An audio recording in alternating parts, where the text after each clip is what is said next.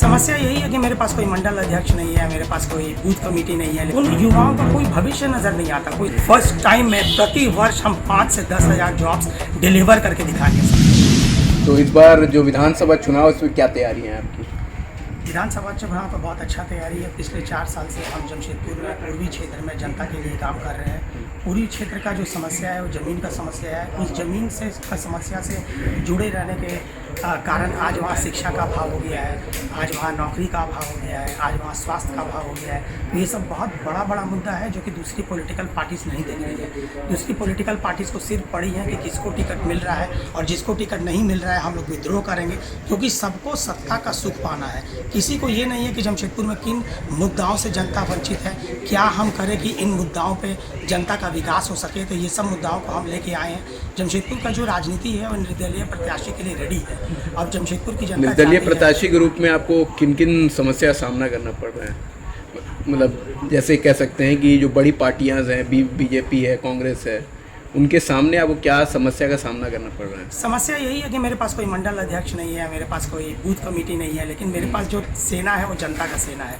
मेरे पास जो सेना है वो युवाओं का सेना है। कल आप देखेंगे जब हम नॉमिनेशन फाइल करने जाएंगे तो सैकड़ों नहीं हज़ारों में युवा मेरे साथ आएंगे, सिर्फ युवा मेरे साथ आएंगे। तो युवा वर्ग का बदलाव चाहता है। जमशेदपुर में आप देखिए कि आप 18 से 30 साल के जो वोटर है उनकी संख्या 1 लाख के करीब है।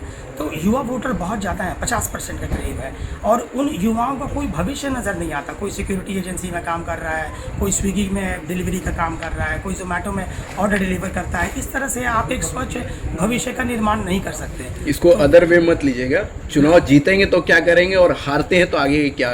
देखिए, आप अगर हार जाएंगे तो काम जारी रहेगा, काम मेरा ख़त्म नहीं होगा, ये एक संघर्ष है। और अगर चुनाव जीत जाएंगे तो आपको हम बताते हैं पहली बार में ही हमको कोई 4 बार चुनाव जीतने की ज़रूरत नहीं है। फर्स्ट टाइम में प्रति वर्ष हम 5 से 10 हज़ार जॉब्स डिलीवर करके दिखाएंगे। सबसे बड़ी एम्प्लॉयर यहाँ टाटा स्टील है। टाटा स्टील मैनेजमेंट के साथ भी मेरी बात हुई है।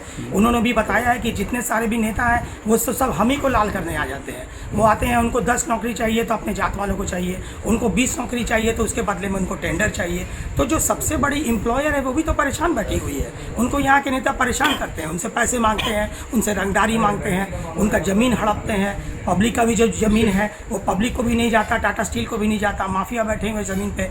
तो ये सब बहुत बड़ा समस्या है जिसका निपटारा पूर्वी क्षेत्र में 2 बड़ी कंपनियां आती हैं, टाटा मोटर्स और टाटा स्टील। इसमें एम्प्लॉयमेंट के लिए, ट्रांसपेरेंसी के लिए आप क्या करेंगे?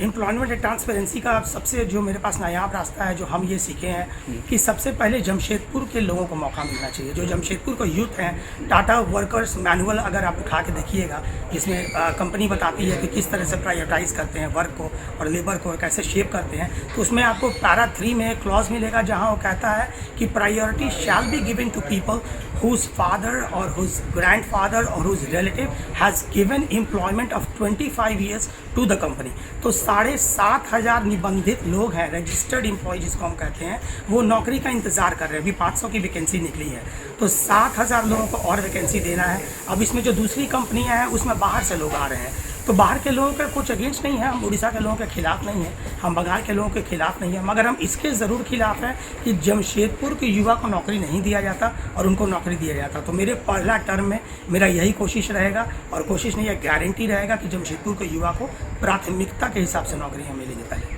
अच्छा, ये बात थोड़ी सी पर्सनल है। आप इतने अच्छे से पढ़ाई किए, इतने दिन विदेशों में रहे, फिर एक सर्व सामान्य जीवन यहाँ जी रहे हैं, तो घर से एक ताना सुनने को नहीं मिलता है कि इतना सब छोड़ के यहाँ आए, संघर्ष कर रहे हो? नहीं, मेरे घर से हमको बहुत सपोर्ट है, मेरे फैमिली से हमको बहुत सपोर्ट है। उन लोगों को लगता है कि हम जो जनता की सेवा कर रहे हैं या अच्छा कर रहे हैं, और हमको भी लगता है कि हम अपनी ज़िंदगी जो है वो जनता के लिए हम दे सकते हैं, क्योंकि इससे ज़्यादा सुकून और किसी चीज़ में हमको नहीं मिला।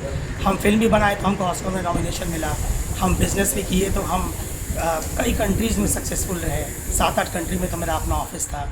हम नौकरी भी जब किए तब वॉल स्ट्रीट से लेकर के आपको न्यूयॉर्क स्टॉक एक्सचेंज से लेकर के मेरिल लिंच में भी हम नौकरी किए, और आज जब हम पर राजनीति भी कर रहे हैं तो लोकसभा से लेकर के विधानसभा तक आई होप इस बार हमको जनता आशीर्वाद दे और हम जीतें। तो हम बहुत सेटिस्फाइड हैं अपने काम करके, मेरी फैमिली सपोर्ट करती है। धन्यवाद।